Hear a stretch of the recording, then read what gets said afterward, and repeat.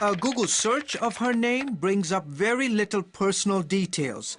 But here on the streets of the Democratic Republic of Congo, Marie-Olive Kabila is a rock star of sorts. When she's out in public, which is very rare, the crowds, well, they just can't get enough of her. Mrs. Kabila is the First Lady of the Democratic Republic of Congo. She's married to President Joseph Kabila, one of Africa's youngest leaders. She rarely does media interviews, or for that matter, speaks publicly. And so her participation in a recent Christian event drew national attention and came as a surprise to many in her country. People of God, this is a very special day for me. In a small church on the east side of the capital city of Kinshasa, hundreds of people gathered recently as Mrs. Kabila declared 3 days of nationwide prayer and fasting. I am here to tell you that I will never be ashamed of my Lord's name.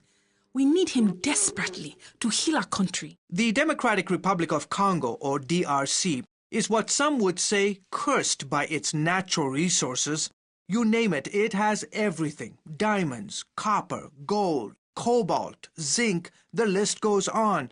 But for all its riches, the DRC is a mess. Politically, economically, socially, and according to Mrs. Kabila, spiritually dying. Dear Father, our people are suffering. We need you, Lord.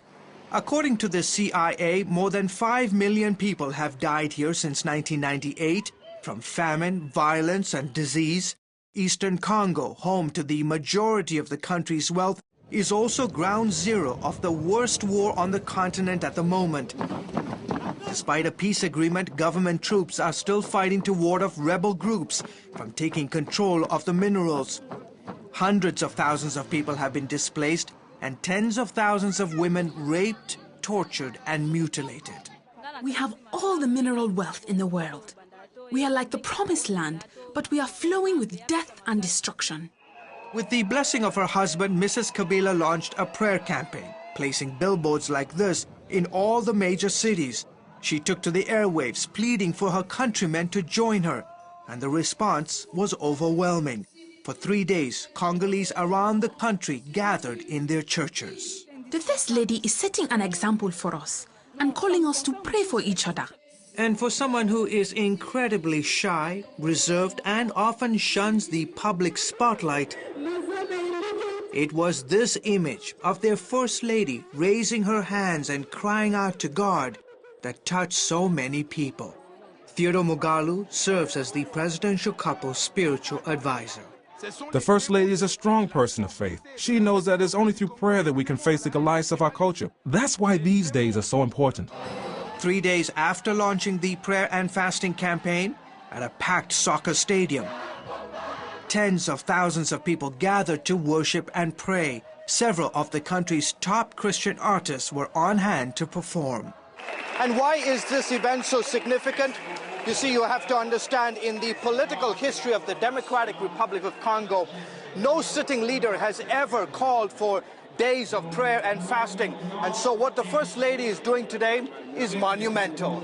I want you to know that the President is supporting us today, even though he's not here. And even though it marked the end of the 3 days of prayer and fasting, Mrs. Kabila urged her countrymen not to stop, but to keep praying. This is just the beginning. We want to be set free from the devil and the evil spirits that run to and fro in our nation. I believe the walls of Jericho are falling. God is going to set our nation free.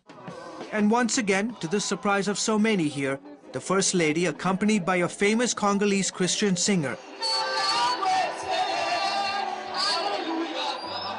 ended the prayer campaign by singing, asking for the Spirit of God to fall upon her nation. George Thomas, CBN News, Kinshasa, in the Democratic Republic of Congo.